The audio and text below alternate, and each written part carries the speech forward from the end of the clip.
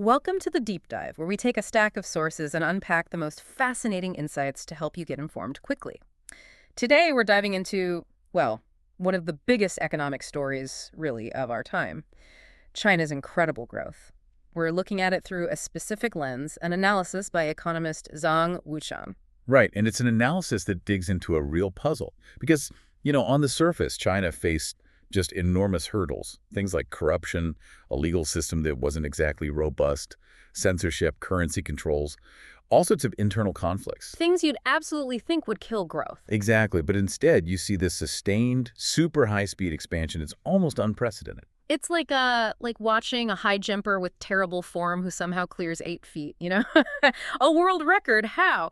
So that's the China problem this author explores. How did they manage it? What did China actually do right, according to this analysis, despite all those obstacles?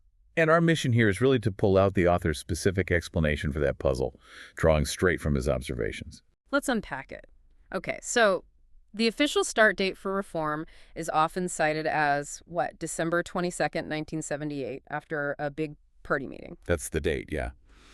But the author shares this interesting personal note. He was actually in Guangzhou in late 1979. A year later. A year later, yeah. And he said he saw basically zero signs of any real reform actually happening on the ground yet. Which kind of fits with the general mood back then, right? Expectations were apparently really low. Incredibly low. Very few people thought China would genuinely open up. And Deng Xiaoping, this was his third time back in power, and there was still very powerful senior figures around who were, let's say, not fans of market ideas. Lots of skepticism. And yet right around then, early 80s, the author makes this pretty bold prediction. He's writing for some British society. Yes. And says, basically, China's heading toward capitalism. Which he notes got a lot of disagreement from colleagues at the time. They thought he was way off base. Looking back, he said what surprised him wasn't just being right, but the sheer speed and the scale of what actually happened next. Yeah, we're talking almost 30 years of sustained, really high-speed growth in a country that massive, that complex. He compares it to Japan's Meiji Restoration, but argues China's transformation was just on another level considering the starting point and the size. And the examples he uses to illustrate this are just, wow, Shenzhen, for instance. Oh, Shenzhen. Its population went up, 45 times? 45 times. And its income per person actually overtook Hong Kong's. It's incredible. And he talks about cities changing so fast, people literally couldn't find their way home. Like laborers go away for 3 years, come back, and their house, their street, it's just gone, replaced by something totally new. Exactly, that kind of rapid transformation. And the infrastructure build-out, the numbers are staggering. Aren't they building something like 4,000 kilometers of highway every single year? Yeah, enough to cross the entire U.S., basically, annually. And half the world's new elevators were going into China. Ports constantly jammed because trade was just exploding. The construction stories are famous. Shanghai in the mid-90s, something like 17% of all the construction cranes in the world were supposedly operating just in Shanghai. That's nuts, and building more commercial space in 5 years than Hong Kong did in 50. To the point where the city actually started sinking. They had to dial back the density plans. Wow. And he mentions a highway, Nanjing to Shanghai, multi-lane, initially empty, people mocked it. 5 years later, completely congested, needed widening. It just shows the pace and the scale of industry itself, like that shoe factory. In Winzhou, yeah. 120,000 employees in one factory. Unbelievable. Wenzhou making most of the world's lighters, Christmas lights. At Yiwu, that market went from street stalls to shipping over 1,000 containers a day. Attracting buyers from all over, Korea, Africa. Right. Rents going through the roof. And he saw thousands of shops selling nothing but socks. Just socks. Thousands of them. Or that furniture street near Guangzhou, Lekong Town, 10 kilometers long. Furniture shops. It wasn't just low-end stuff either, right? He talks about high-end development, too. Definitely. Suzhou Industrial Park, built on farmland in 5 years. World-class factories, beautiful landscaping. Hangzhou attracting, 40 million tourists a year? And that story about the luxury store making $80,000 a day just selling certain bags? Yeah, specific leather bags. It shows the burgeoning wealth, too. But the Pudong story in Shanghai is probably the most iconic image of this speed. Absolutely. Oh. He took Milton Friedman there in '93, and it was just like a row of small shops. Barely anything. Then 8 years later, he brings an American architect back. Yeah. The architect was just floored. Skyscrapers everywhere. Called it possibly the best commercial district in the world. So the author sees that as a lesson in China's context. Yeah. that in such a big, fast-developing place, there's room for trial and error. You can build something huge, learn from it, adapt. He notes Pudong kept building even with empty offices. Why? Because investors were betting on the future, on financial deregulation, making Shanghai a global finance hub. They were playing the long game. He also mentions a side point about statistics being tricky, right? Like population numbers. Yeah, using registered population versus actual residents could really skew things, especially perceptions of income inequality or farmer income levels. Okay, so pulling it all back together, we have this incredible, explosive growth over decades. Despite all those huge hurdles we mentioned at the start, corruption, weak law, censorship. So the central question the author tackles is, how? What was the secret sauce? What did China actually get right? All right, so to figure out the what they did right part, the author really grounds his argument in some core economic ideas, especially from Ronald Coase. Yeah, he mentions he was actually involved in introducing Coase's work into China. And his own thinking was heavily shaped by it, even early on. He wrote this article back in 1979. With that very provocative title, Thousands of Laws, 10,000 Laws, Only One Economic Law. Ah, yeah. And the basic point drawing on Coase was, well, you explain it. Okay, so fundamentally, resources are scarce. That means competition is unavoidable. Someone has to get the resource. You need a rule for who wins. You could use queuing or rank or connections. Yeah. Lots of ways. Right. But he argued that only using market prices, based on clearly defined private property rights, actually stops you from wasting value, stops this thing called rent dissipation. Rent dissipation meaning just value leaking away because the system isn't efficient. Opportunities lost. Pretty much, yeah. Values that could be captured but isn't because the allocation mechanism is bad. He thinks that article, which apparently got a lot of attention, helped push China towards charging fees for things, introducing price signals. So clearly defined property rights were key, but he adds a twist, right? The separation idea. A really crucial distinction, he argues. Separating formal ownership rights from practical usage rights. Like his examples, Hong Kong land or the car. Exactly. The government might own the land in Hong Kong, but private individuals or companies have long leases, giving them the right to use it, develop it, profit from it. Or, he owned his car, but the bank held the legal title. Didn't stop him using it. And that separation, that became central. Foundational, he argues, to this whole concept of socialism with Chinese characteristics. It allowed market-like usage and incentives while maintaining nominal state or collective ownership. Okay. And he also talks about transaction costs, but broadens it. Yeah, he calls them institutional costs. Basically, all the costs that wouldn't exist if you were Robinson Crusoe alone on an island. Costs of setting up rules, contracts, institutions, anything needed to manage competition between people. And rent dissipation fits in there. He sees rent dissipation as a major type of institutional cost. Value wasted because your institutions, your rules of the game aren't efficient. Like that historical example he uses of grazing land in Tripolitania. Where no one planted valuable crops because nobody had clear rights. Exactly. The potential value was dissipated because the institutional setup was wrong. So his whole method, then, is about looking for changes in these costs. Precisely. He predicts how institutions will change by looking for marginal shifts in these institutional costs. If you lower the costs of transacting, or if the potential value, the rent, from using a resource goes up, the system will likely adapt to become more efficient and capture that value. Okay, so applying that, the big challenge for China was shifting from a system based on sort of your rank and position, your hierarchy, to one based on assets, on property rights. That's a fundamental change in the rules, in the contracts governing everything. And a really difficult one, because it implies a massive redistribution of income. The people who benefited from the old rank-based system, they're not going to give that up easily. He even had that slightly wild idea about buying out officials' ranks. Yeah, sort of a thought experiment. Probably politically impossible, but it shows the thinking. Yeah. How do you manage that transition? So what was the actual innovation, the practical thing that made it work without, a revolution? The author points squarely to the contract responsibility system, Cheung Zerenhayu. He calls it a kind of hybrid, an intermediate contract form that bridged the gap. And it started in farming. Yes, late 70s, early 80s. The household responsibility system replaced the communes, and it worked really well there. It evolved from just meeting quotas to households paying a fixed share to the collective and keeping all the surpluses. So strong incentives. Very strong. Farmer taxes were eventually simplified, then abolished altogether. And land use rights, even though the state formerly owned the land, became effectively private through subcontracting. Suanbao. You could basically rent it out or transfer it. But industry was harder. Much harder. Problems with state assets, who's responsible for depreciation, couldn't easily fire state workers. The existing structure was really resistant. Okay, so here's the crucial step then, according to the author. This is what he identifies as the core innovation. Applying a version of this, layered contracting, yes, Chengo, not just to farms or factories, but to entire geographical regions. Layered contracting, applied to regions, how does that work? He describes these vertical layers of government, state at the top, then province, city, county, town, village, household at the bottom. Contracts and responsibilities link them vertically. Okay, flowing upwards. Right. But, and this is key, there are deliberately weak or non-existent horizontal links between regions at the same level.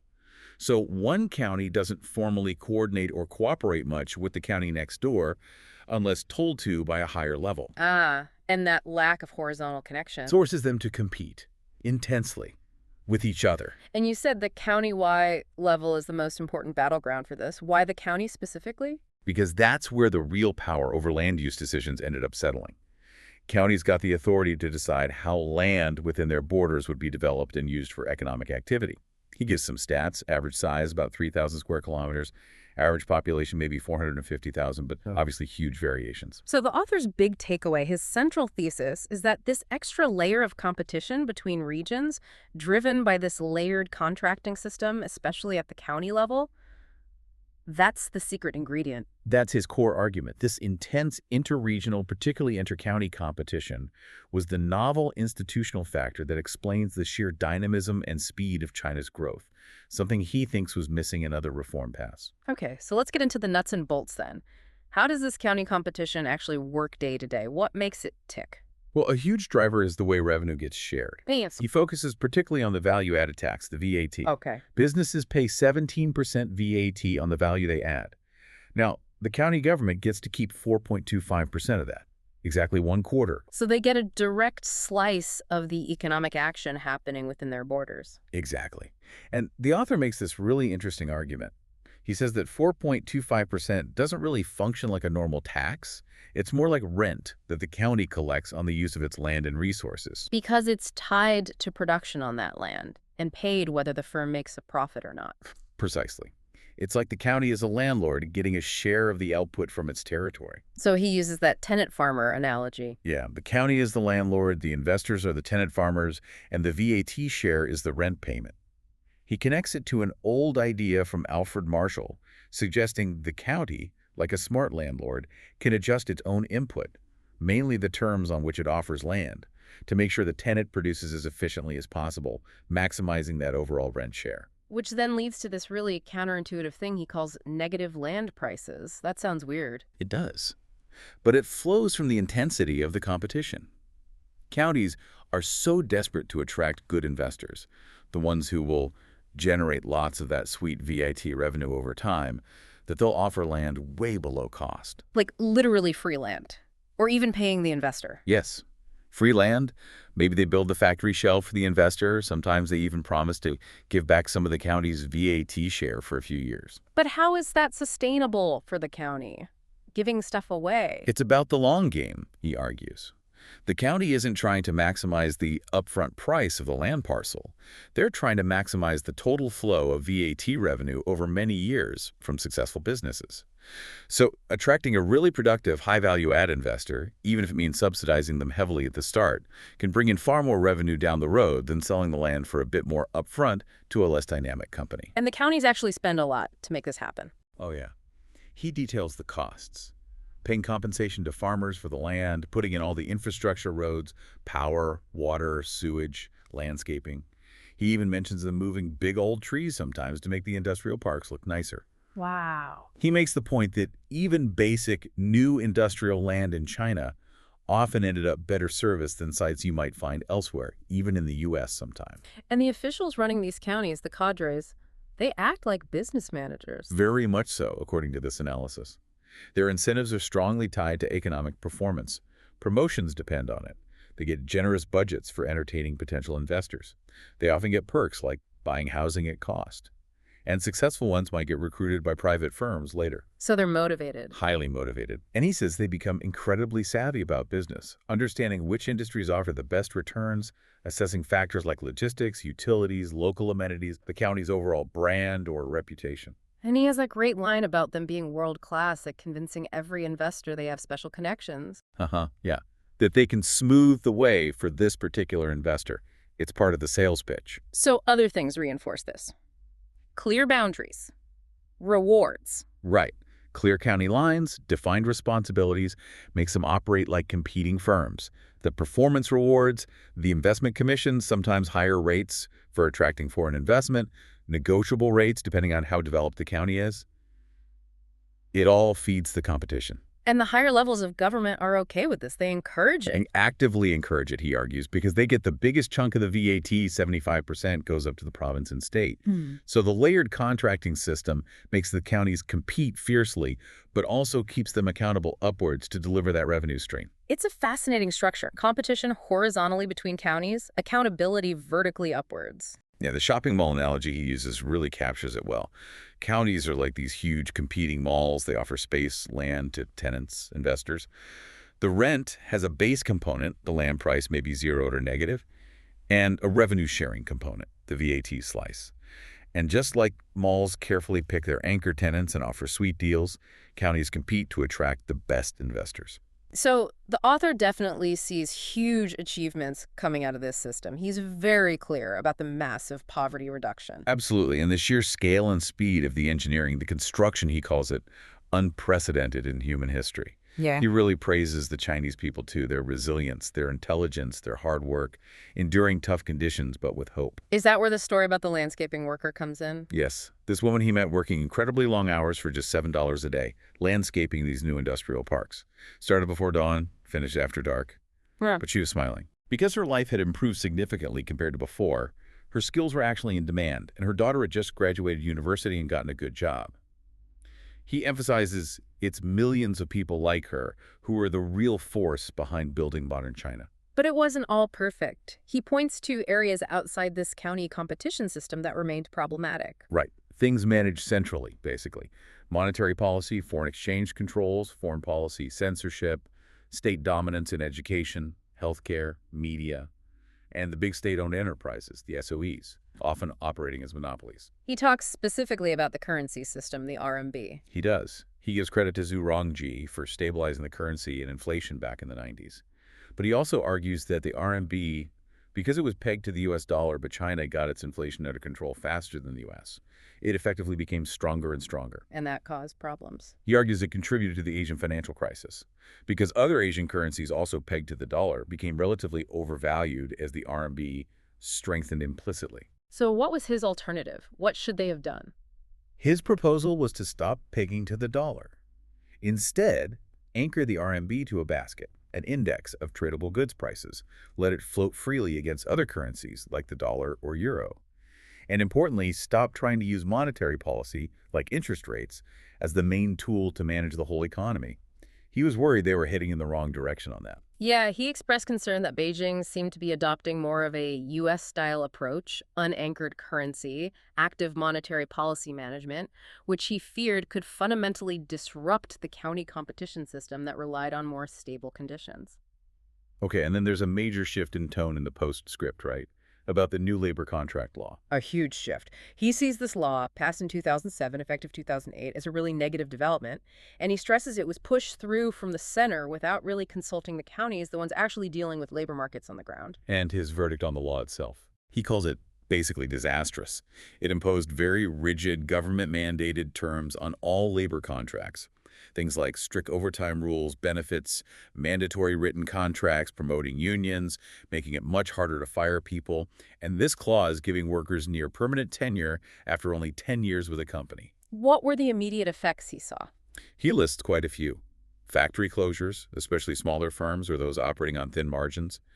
He mentions foreign-owned factories, like Korean ones in Shandong, shutting down. Industry starting to move production to places like Vietnam, India, Pakistan. So jobs lost. Exactly. Rising unemployment, particularly hitting marginal workers who firms couldn't afford to keep under the stricter rules. Higher transaction costs for businesses trying to comply or find workarounds.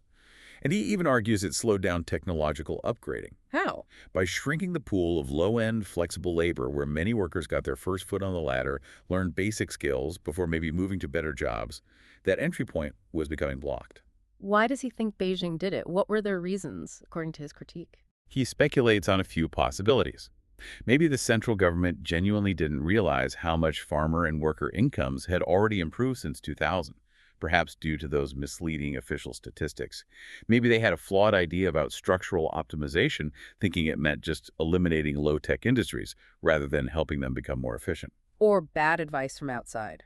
He suggests that too. Maybe influence from Western economic ideas that were misunderstood or misapplied, specifically mentioning a problematic interpretation of efficiency wage theory. And the county's reaction, could they resist it? He says many tried to ignore it where they could, maintain flexibility, but this law was harder to ignore than previous directives because of specific legal clauses, like the 10-year rule automatically kicking in, and the fact that the government was apparently funding legal aid for workers to sue employers under the new law. So his overall take is that Beijing really dropped the ball here. Yeah, he criticizes them for abandoning Deng Xiaoping's pragmatic approach, the Musha, Shitu Guohei, crossing the river by feeling the stones, or Shi Kaini can try it, see how it goes. They implemented this massive change nationwide without piloting it first. And who benefits? In his view, almost nobody. It hurts employers, it hurts most workers by reducing flexibility in job creation, and it damages the government's own economic engine. The only beneficiaries, he suggests, are maybe a few lawyers and a small subset of workers who gain tenure.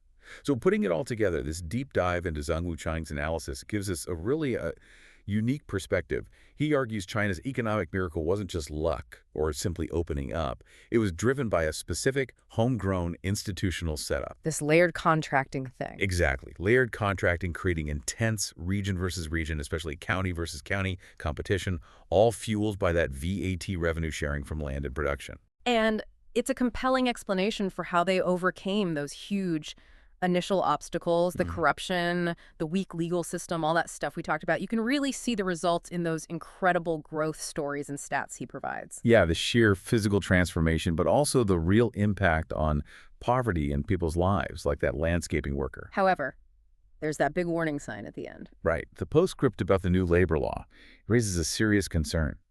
While that county competition system proved remarkably adaptive for decades, the author clearly believes that top-down policies imposed without understanding or respecting how that local system actually functions, well, they could really damage the foundations. Which leaves us with a challenging final thought for you based on this whole analysis. If China's unprecedented success really did hinge on these unique, competitive, decentralized forces unleashed at the county level, as the author argues, can that success be sustained if central policies are put in place that interfere with, or maybe just fail to grasp, the very mechanisms that generated that success in the first place? Thanks for joining us for this deep dive. We hope it gave you some new insights into one of the world's most truly remarkable economic stories.